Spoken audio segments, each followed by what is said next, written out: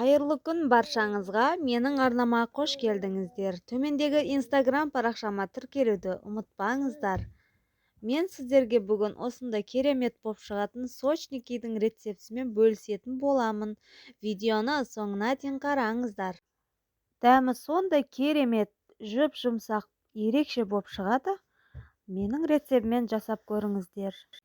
Бөлме температурасындағы сары май немесе маргаринімізді алып, мөлшерде көрсетілген ұнмен біріктіре отырып крошка жасайсыздар.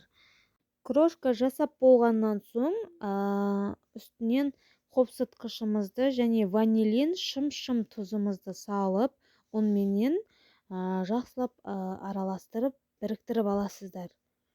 Біріктіріп болғаннан соң сұйық массаны бөлек ыдыста араластырып алсаңыздар болады, или мен сияқты осындай ортасынан жұмыртқаның сарысын және айранды және қантымызды салып, кішкене ерігенше араластырып, сонан соң жұмсақ қамыр илеп аласыздар.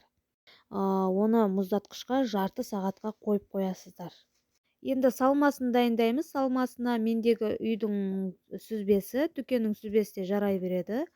Алып, оның үстінен қантымызды, жұмыртқаның ағын, кішкене ванилинімізді қосып, араластырып, егерде сүзбеңіз ылғалды болатын болса, сулы болатын болса, кішкене бір ас қасық ұн қосып жіберіңіздер. Өйткені ол арасына салған кезде ағып кетпеуі үшін.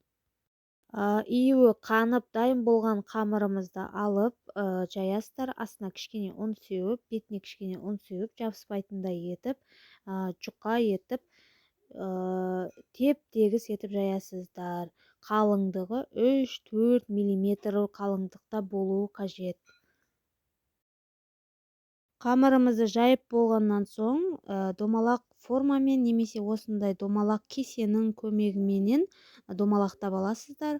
Барлығын солай домалақтап жасап болғаннан соң, артылған қамырлардың барлығын алып, оларды да дәл осылай жайып, осылай домалақтап жасап шығасыздар.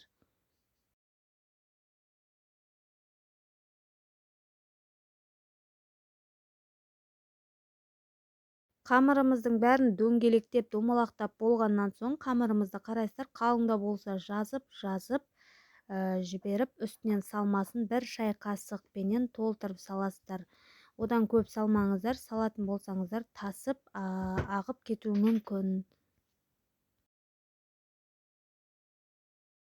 Қалыбымызға осындай кондитерлік дүкенде сатылатын тефлоновый коврикті пайдалансаңыздар болады, бір жылдай уақытқа жетеді. Ал егер жоқ болса, кәдімгідей Поклан фирмасының пергаментін қолдансаңыздар болады. Онан соң жұмыртқаның сарысымен кішкене бір ас қасық сұйық майды араластырып, үстінен жағып шығасыздар. Сонан соң өткір пышақтың ұшыменен осындай сызып шықсаңыздар болады. Әрине бұл міндетті емес, әдемілік үшін жасадым мен. Сонан соң қызып тұрған пешімізге 180 градусқа қойып 20-25 минут пісіріп аласыздар. Егер менің арнама тіркелмеген болсаңыз, арнама тіркеліп, лайк басып, комментария қалдырып, өз пікірлеріңізді жаза кетіңіздер. Пісіп шыққаннан соң, үстінен қант ұнтағын сеуіп, дастарханға ұсынсаңыздар болады. Видеоны соңына дейін қарағандарыңызға рахмет. Сіздермен болған Салтанат. Қош сау болыңыздар.